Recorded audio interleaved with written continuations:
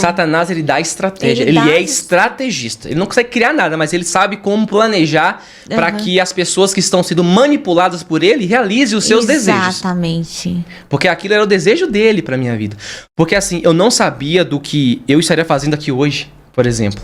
Eu não tinha noção do que Deus faria comigo na minha vida. Mas Satanás, de uma certa forma, já via o movimentar no reino dos céus, do que Deus estava fazendo pra mim. Sim. Daquilo que eu iria fazer a favor do reino.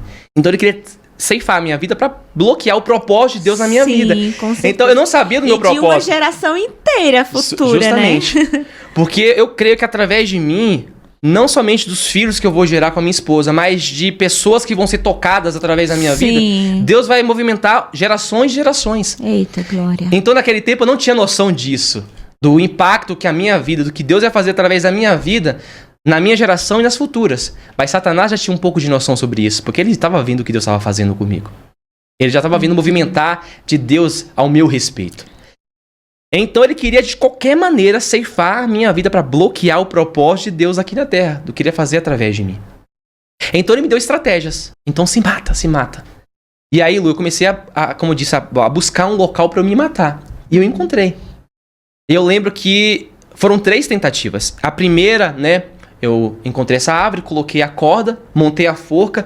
E hoje uma das coisas que eu paro pra pensar, como é que eu, com 12 anos, tive essa coragem, né? O diabo, ele é tão astuto que ele vai encorajando a pessoa a fazer até ela cumprir do que ele deseja pra ela, né? Do que ele quer pra ela. Sim.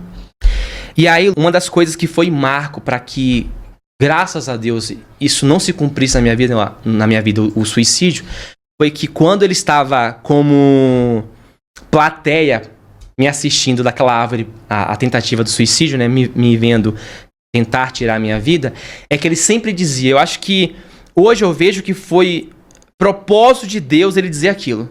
Porque, Lu, hoje eu tenho uma noção de que Deus usa quem ele quer. Porque Satanás dizia uma frase na minha tentativa de suicídio que mudou a minha mente naquele momento. Ele dizia, ninguém te ama. Eita. Ninguém te ama. Só que, por mais que a minha mãe fosse doente, depressiva, por mais que nós éramos pobres, miseráveis, a minha mãe sempre disse, eu amo vocês.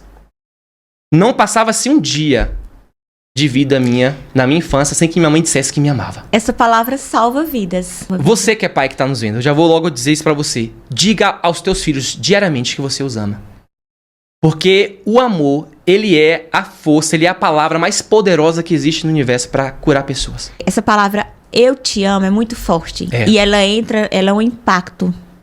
Porque muitas vezes que eu tive que deixar meu filho com a minha mãe para ir trabalhar em outros estados ou cidade, eu chorava, mas eu falava, filho, eu te amo, você é um presente de Deus para mim.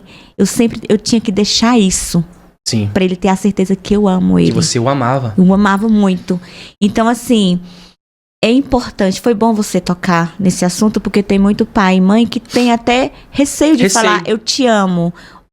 Mas não tenha. Não tenha. Pode ficar à vontade. E aí eu lembro que quando ele dizia isso, ninguém te ama. Na hora, Lu, eu lembrava da minha mãe dizendo, filho, eu te amo. Eita, Deus! Ai, eu tô arrepiado aqui. Eita, Deus grande! Olha como Deus é poderoso. Olha o trabalhar de Deus. Deus já estava trabalhando desde aquele momento na minha vida. Porque ele permitiu Satanás dizer que ninguém me amava pra eu lembrar. Não, existe alguém que me ama aqui nessa terra, que é a minha mãe. E aí, quando eu lembrava disso, na hora eu tirava a forca do pescoço, né, a corda, Sim. e descia daquela árvore. Só que naquele momento voltava toda aquela perturbação, aquelas vozes, Satanás aparecendo pra mim, porque Lu, ele ficava o tempo todo me perseguindo. O tempo todo. Tinha dia que eu nem dormia direito, porque ele ficava no pé da minha cama falando, se mata, se mata, se mata. Era o sonho dele me ver morto. E aí, Lu, parece que cada dia mais ia ampliando aquela perseguição, aquela opressão, aquela seta, aquelas vozes na minha mente, ele aparecendo pra mim. E aí ele falava de novo, se mata, porque eu vou curar tua mãe, eu vou trazer a riqueza pra tua família, teu pai vai voltar pra casa. E eu de novo caía naquela falácia, naquela mentira.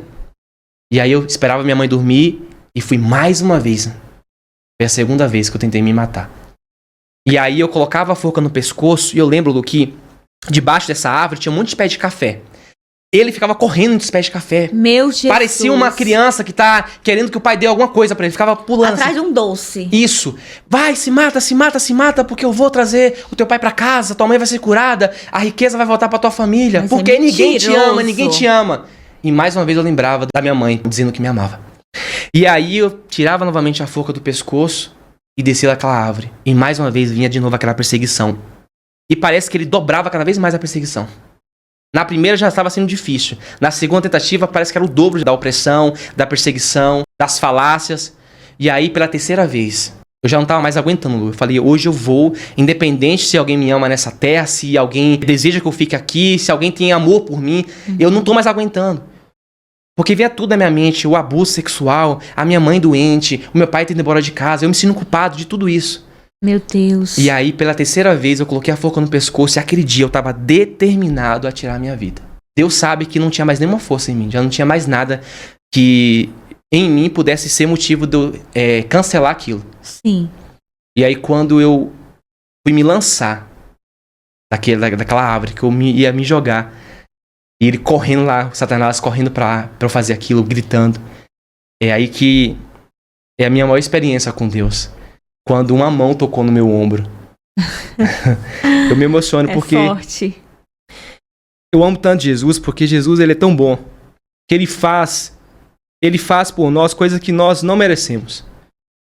E eu não merecia aquilo. Independente se eu não estava vivendo uma vida de pecado, mas eu não merecia. Hoje eu tenho convicção que nós não merecemos o amor de Cristo. Mas ele me amou e ele nos ama de uma tal maneira que ele vai em busca.